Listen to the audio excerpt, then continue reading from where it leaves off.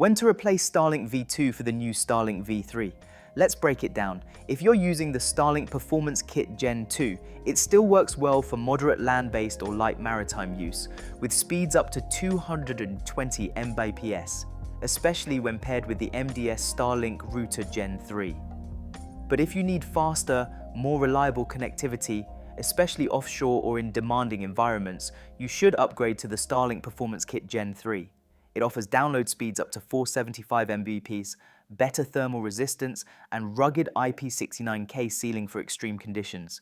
And if your operation needs even more bandwidth, the Starlink Flat High Performance Kit Gen 3 video conference bundle delivers 500 to 800 Mbps, making it ideal for video calls, VPNs, or multi-user networks at sea or in remote areas. The Gen 3 kit also gives you access to Starlink priority plans with guaranteed bandwidth and full in-motion support, only available on V3 hardware. So here's the rule. If you're offshore, working in high heat, need enterprise-level uptime, or rely on systems like the MDS Blender, go with Gen 3. If you're inland or only need basic coverage, Gen 2 still gets the job done.